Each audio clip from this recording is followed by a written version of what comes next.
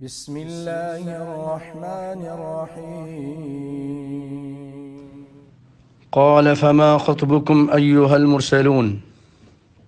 قال کہا، یعنی ابراہیم علیہ السلام نے سوال کیا، فرمایا فما خطبكم ایہا المرسلون، اے اللہ کے بھیجے ہوئے فرشتوں، تمہارا کیا مقصد ہے؟ انہوں نے جواب دیا، قالوا، انہوں نے کہا، انا ارسلنا، ہم بھیجے گئے ہیں، الی قوم مجرمین، مجرم قوم کی طرف. اس سے مراد لوط علیہ السلام کی قوم ہے، جن کا سب سے بڑا جرم ہم جنس پرستی تھا.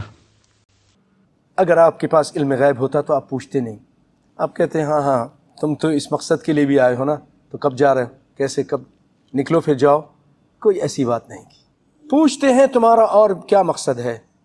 اب وہ جواب دیتے ہیں کہ ہم مجرم قوم کی طرف بھیجے گئے ہیں. لنرسل علیہم حجارۃ من طین، تاکہ ہم برسائیں ان کے اوپر حجارہ، کنکریاں. اور وہ کنکریاں کس چیز کی ہے؟ آسمانی کنکری نہیں، کوئی برف کی نہیں، کسی اور چیز کی نہیں، بلکہ وہ مٹی کی بنی ہوئی ہیں. مٹی سے بنی ہوئی کنکریاں ہم وہ ان کے اوپر برسائیں گے. اور وہ کنکریاں ایسی تھیں کہ اس کے اوپر مسومۃ عند ربک للمسرفین، اس کے اوپر نام لکھا ہوا تھا، نشان زدہ تھیں. یہ فلاں، ان کنکریوں میں جس سے اس کو موت آنی تھی، اس پر نشان تھا کہ یہ فلاں کو لگے گی، یہ فلاں کو لگے گی، یہ فلاں کو لگے گی. اتنا زبردست اللہ رب العالمین کا سسٹم ہے، نظام ہے.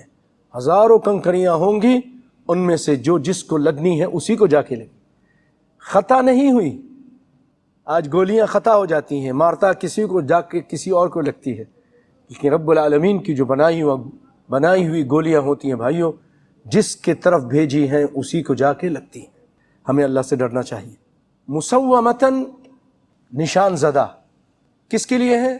عند ربک، یہ تیرے رب کی طرف سے، للمسرفین، حد سے گزر جانے والے، جو حد سے تجاوز کر گئے. یہ حد تھی اللہ کی، یہ غلط کام نہیں کرنا. وہ اس سے آگے بڑھ گئے، یہ غلط کام کیا. جیسے آج بھی بہت سارے لوگ حد سے گزر جاتے ہیں، اللہ کا پھر عذاب آ جاتا ہے. تو اسراف کرنے والے، یعنی یہاں پر مراد صرف اسراف نہیں، یہ تجاوز کرنے والے، اللہ کی حدوں کو پامال کرنے والے، ان کے لیے ہیں وہ. فَأَخْرَجْنَا مَنْ كَانَ فِيهَا مِنَ الْمُؤْمِنِينَ، اللہ فرماتے ہیں کہ ہم نے وہاں سے نکال لیا جو بھی مومن تھے. ہم نے عذاب سے پہلے ہی ان سے کہا یہاں سے نکل جاؤ، عذاب آنے والا ہے. کوئی پیچھے مڑ کر نہیں دیکھا. وَلَا يَلْتَفِتْ مِنْكُمْ أَحَدٌ إِلَّا امْرَأَتَكَ، کوئی نہیں دیکھے گا مگر تمہاری بیوی دیکھے گی، لوط علیہ السلام کی بیوی. وہ کیوں کہ اس قوم کے ساتھ ملی ہوئی تھی. إِنَّهُ مُصِيبُهَا مَا أَصَابَهُمْ، سورہ حجر میں اور دیگر جگہوں پہ فرمایا اس کو وہ کچھ پہنچے گا جو اس قوم کو پہنچے گا، جو اس قوم کو عذاب پہنچے گا وہی اس کو بھی پہنچے گا. تو یہاں پر اللہ تعالیٰ فرماتے ہیں فَأَخْرَجْنَا، ہم نے نکال لیا، مَنْ كَانَ فِيهَا، اس بستی میں جو بھی تھے، من المؤمنین، جو مومن تھے ہم نے انہیں نکال لیا. رات کے ٹائم ان سے کہا تم چلے جاؤ. إِنَّ مَوْعِدَهُمُ الصُّبْحُ أَلَيْسَ الصُّبْحُ بِقَرِيبٍ، ان کے جو عذاب کا وعدہ ہے صبح کے سن، اکثر جو اللہ کا عذاب آتا ہے صبح صبح آتا ہے. آپ دیکھ لیجئے، صبح 5 بجے جناب بڑا زبردست زلزلہ آیا، 6 بجے کے ٹائم زلزلہ آیا، 4 بجے کے ٹائم، یہ صبح کے ٹائم اکثر. اس کی مرضی ہے، کبھی کسی اور ٹائم بھی بھیج دیتا ہے. تو تم لوگ اب رات کے ٹائم نکل جاؤ. وہ لوگ نکل گئے. آگے اللہ تعالیٰ فرما رہے ہیں فَمَا وَجَدْنَا فِيهَا غَيْرَ بَيْتٍ مِّنَ الْمُسْلِمِينَ، اور ہم نے وہاں پر مسلمانوں کا صرف ایک ہی گھر پایا. فَمَا وَجَدْنَا، اور ہم نے نہیں پایا، فِيهَا، وہاں اس بستی میں، غَيْرَ بَيْتٍ، ایک گھر، صرف ایک گھر. وہ لوط علیہ السلام کا گھر تھا، ان کی 2 بیٹیاں تھیں. فَمَا وَجَدْنَا فِيهَا غَيْرَ بَيْتٍ مِّنَ الْمُسْلِمِينَ، مسلمانوں کے گھروں میں سے صرف ایک ہی گھر تھا. ان کی بیٹیاں تھیں، 2 بیٹیاں جو آپ پر ایمان لائی تھیں، بیوی ایمان نہیں لائی۔ ایک چیز اور بھی بھائیو توجہ دیجئے کہ اختیارات نبی کے ہاتھ میں نہیں، کسی کو مسلمان کرنا، کسی کو ہدایت دینا، کسی کو اچھی راہ پر گامزن کرنا، یہ اختیارات نبیوں کے اور رسولوں کے پاس نہیں، کسی بشر کے ہاتھ میں نہیں، صرف اللہ کے ہاتھ میں ہے۔ اگر یہ اختیارات ہوتے پیروں فقیروں کے ہاتھ میں تو ان سے اعلیٰ درجہ نبیوں کا، رسولوں کا ہے۔ تو نوح علیہ السلام جو اولو العزم پیغمبروں میں سے اپنے بیٹے کو ہدایت دے دیتے، ڈوبنے سے بچا لیتے، کشتی میں سوار کر لیتے۔ نوح علیہ السلام اپنی بیوی کو بھی ہدایت دے دیتے۔ لوط علیہ السلام اپنی بیوی کو ہدایت دے دیتے۔ کانتا تحت عبدین من عبادنا صالحین فخانتاہما فلم یغنیا عنہما من اللہ شیئا۔ دونوں کی بیوی وہ ایمان نہیں لائی اور جہنم کا ایندھن بنی۔ قیل ادخل النار مع الداخلین۔ بھائیو اختیارات اللہ کے ہاتھ میں، کسی پیر فقیر کے ہاتھ میں نہیں۔ ایمان کو بنا لیجئے، اپنے عقیدہ بنا لیجئے، توحید کے عقیدے کو مضبوط کیجئے۔ اور کچھ لوگ تھے مسلمان، تھوڑے سے لوگ، کہتے ہیں کہ یہ کل 13 آدمی تھے، ان کو ان کی زندگی کی پونجی کمائی، نبی اتنی محنت کی، اتنے دن رات لگا دیے، صرف کل 13 آدمی مسلمان ہوئے۔ اللہ اکبر۔ ان کو لے کر کہا کہ آپ لوگ رات ہی رات نکل جائیے۔ اللہ تعالیٰ نے اس قوم میں جو مسلمان تھے ان کو مومن بھی کہا اور مسلمان بھی کہا۔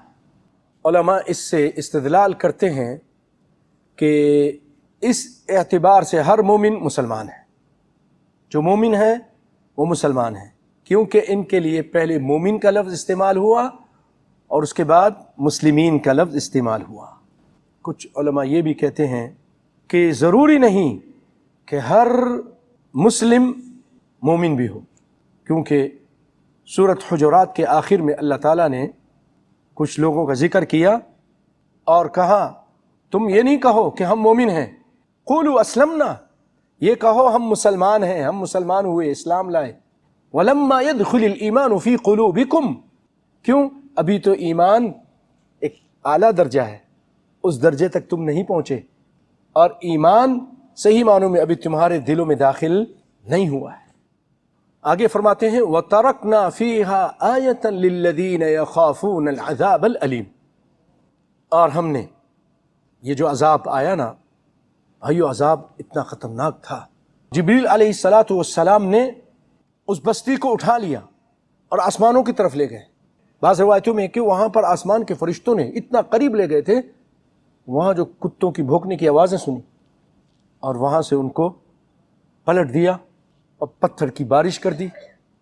جیسے کام الٹا کرتے تھے انجام بھی الٹا ہی ہو گیا۔ تو یہاں اللہ تعالیٰ فرما رہا ہے وَتَرَكْنَا، ہم نے چھوڑ دیا، فیہا، اس عذاب میں، اس سارے معاملے میں، اس بستی والوں میں، آیتاً، نشانی، کن لوگوں کے لیے؟ للذین یخافون العذاب العلیم، جو اللہ کے دردناک عذاب سے ڈرتے ہیں۔ یہ بستی اردن کے پاس ہے اور لوگ جب گزرتے تھے تو ان کو نظر آتی تھی، اس کا بھی اللہ تعالیٰ نے ذکر کیا ہے۔ آج بھی اس کی نشانیاں موجود ہیں۔ بحر میت اس کے پاس ہی الٹی ہوئی بستی ہے اردن میں۔